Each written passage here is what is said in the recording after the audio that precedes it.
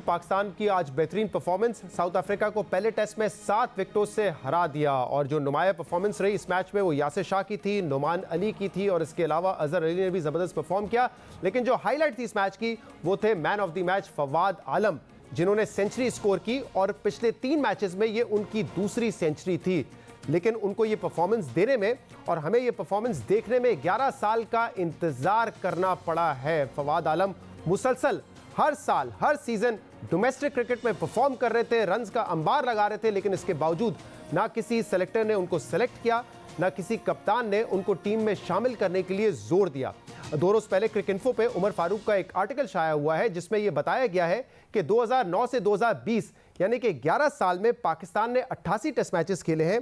7 chief selectors आए जिन्होंने 40 नए खिलाड़ियों को मौका दिया और इन 11 सालों में फवाद आलम ने first class centuries 26 first class centuries score की, 8000 रन बनाए 56.5 की औसत पर, लेकिन उसके बावजूद उनको मौका नहीं मिला। इसके अलावा भी फवाद आलम के पास कई रिकॉर्ड हैं। तमाम खिलाड़ी जिन्होंने पाकिस्तान में फर्स्ट क्लास क्रिकेट खेली है उसमें सबसे ज़्यादा एवरेज जो है वो फवाद आलम का है, तकरीबन 56.3 का उनका एवरेज है और 12000 रन बनाने वाले वो सेकंड फास्टेस्ट प्लेयर हैं। हनीफ मोहम्मद के बाद फवाद आलम ने सबसे तेज़ 12000 रन बनाए हैं पाकिस्तान डोमेस्टिक क्रिकेट में। इसके बावजूद उनको मुसलसल नज़रअंदाज किया गया और इंजमाम उल हक साहब जो कि पाकिस्तान के ग्रेट बैट्समैन रहे हैं, जब वो चीफ सेलेक्टर थे तो फवाद आलम की परफॉर्मेंस के हवाले से उन्होंने क्या कहा था, सुनिएगा।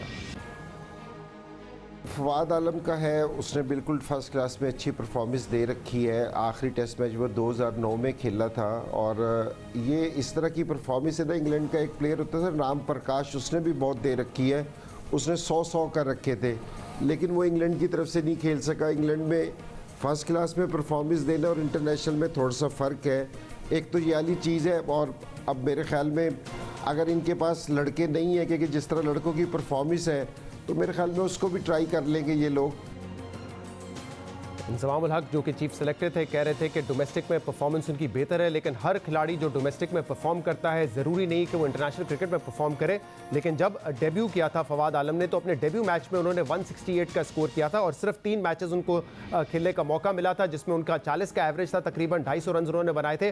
उसके बाद 11 साल के लिए उनको ड्रॉप कर दिया गया और वो मुसलसल परफॉर्म कर रहे थे। फवाद आलम डिसअपॉइंटेड थे लेकिन मुसलसल परफॉर्म करते रहे और ये तस्वीर जो इस वक्त आप स्क्रीन पे देख रहे हैं ये डिटर्मिनेशन की है, ये मुसलसल मेहनत की है और लगातार मेहनत की है। ये तस्वीर आपको बताती है कि जब आपको मुसलसल नज़रअंदाज किया जा रहा हो तो उस वक्त भी आपने हिम्मत नहीं हारनी है और यही हुआ और इसीलिए फवाद आलम ने अपने कमबैक पर 2 सेंचुरीज स्कोर की है। इस पर मजीद बात करेंगे। सिकंदर बख्त साबिक टेस्ट क्रिकेटर हमारे साथ मौजूद हैं। सिकंदर बख्त साहब, पाकिस्तान की बड़ी ज़बरदस्त परफॉर्मेंस भी रही, ये मैच 7 विकेटों से हम जीत गए, लेकिन फवाद आलम की परफॉर्मेंस यकीनन हाईलाइट थी। कमबैक किया है उन्होंने और ज़बरदस्त कमबैक है, 2 सेंचुरीज मार चुके हैं अपने पिछले 3 मैचेस में।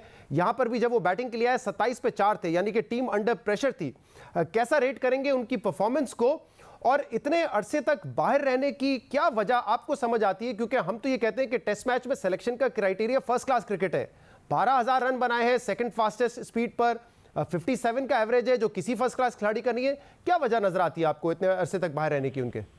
सबसे पहले तो पाकिस्तान को बहुत बहुत मुबारक, इसलिए कि ये बहुत जरूरी थी जीत कि न्यूजीलैंड में हम इतनी अच्छी परफॉर्मेंस करके नहीं आए थे। एक तो मुबारक बात हो गई। अब दूसरी, अब हम जो उसकी इनिंग है वो आउटस्टैंडिंग इनिंग है और आप जो वजह पूछते हैं मुझे खुद समझ में नहीं आता। हमने बड़ा उसको सपोर्ट किया था बैठ के कि भाई आप उसको खिलाएं। मैं बड़े जो सेलेक्टर साहब हैं जो जमाने के थे उनके लोग अब यूट्यूब पे चला रहे हैं, उनके जो प्रीवियस थे वो ये कहते थे कि उनमें इतना क्लास नहीं है, उनकी वो क्वालिटी नहीं है।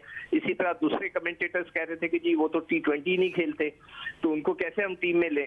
तो ये मतलब ये कि एक अजीब सी कैफियत थी। आप बिल्कुल सही कह रहे हो कि जो क्राइटेरिया होता है वो फर्स्ट क्लास में परफॉर्मेंस का होता है। जो लड़का अच्छी परफॉर्मेंस करता है आप उसको खिलाते हैं, अगर वो फेल हो जाए तो फेल हो जाए, कामयाब हो जाए तो बहुत ही अच्छी बात होती है, इसलिए कि वो डिजर्व करता है। आज नुमान पिछले साल भी हाईएस्ट विकेट टेकर था, हम उसकी बात कर रहे थे अपने प्लेटफॉर्म पे बैठ के। इस साल भी वो नंबर 2 था तो उसको खिलाया, उसने परफॉर्म कर दिया। तो इसी तरह हमें लोगों को खिलाना चाहिए। ये लाइकिंग डिसलाइकिंग हमारे यहाँ बहुत ज्यादा है। अगर किसी को उसका स्टांस पसंद नहीं है तो वो पूरी जिंदगी क्या वो इसी चीज पे गुजार देगा, ऐसा नहीं करना चाहिए। आपको एक प्लेयर उसने देखे ना इतना सेकंड जबरदस्त साहब, performance। ये बात है, उसका स्टांस थोड़ा मुख्तलिफ है, अनऑर्थोडॉक्स प्लेयर है, लेकिन इसी तरह स्टीव स्मिथ जो कि one of the greatest batsman है इस वक्त, उनका भी बड़ा अनऑर्थोडॉक्स स्टाइल है। अगर स्टाइल पे ही जज करना है सिर्फ प्लेयर्स को, तो फिर शायद वो भी पाकिस्तान टीम का हिस्सा ना बनते अगर पाकिस्तानी होते वो तो।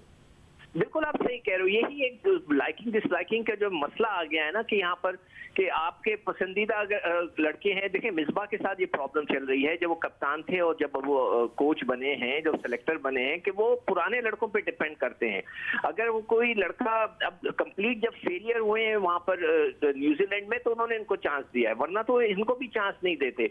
इसी तरह मैं समझता हूँ कि जैसे कहते हैं ना ब्लेसिंग इन डिसगाइज, अगर शादाब अनफिट नहीं होते तो मोस्ट प्रोबेबली वो नोमान की जगह शादाब को खिलाते। तो हमें लेकिन ये सेकंड साहब, अभी मैंने इंजमामुल हक का ये शॉट सुनवाया जिसमें वो कह रहे थे डोमेस्टिक में जरूरी नहीं है जो शख्स अच्छा परफॉर्म कर वो इंटरनेशनल क्रिकेट भी अच्छा खेल सके। तो ये चीफ सेलेक्टर्स और जो सेलेक्टर्स के बारे में क्या कहते हैं, कहता है हमारा जो सिस्टम है। ताबिश खान उसको सेलेक्ट किया है, वो 34-35 साल का है, फास्ट बॉलर का डेब्यू 35 साल की उम्र में हो रहा है। नुमान अली 34-35 साल के हैं, you are past your prime. नहीं देखिए, एक और लड़का है जाहिद महमूद, वो भी दादू का है, वो भी 30s के रेंज में है और वो भी मुसलसल आउट कर रहा है, is a right arm leg spinner. अगर ये नहीं खेले 30 साल की उम्र में तो फॉल्ट किसका हुआ? सिस्टम का हुआ ना। हमारा सिस्टम ऐसा है कि जब वो लड़के एक दफा अंदर घुस जाते हैं वो निकलने का नाम नहीं लेते, या उनकी दोस्तियां जो है एक दूसरे के काम आ रही होती है। बहुत बहुत शुक्रिया। ये सिस्टम का फॉल्ट है, जो इतनी बड़ी एज में जाके कोई डेब्यू कर रहा है, किसी को 11 साल परफॉर्म करने के बाद भी चांस नहीं मिल रहा।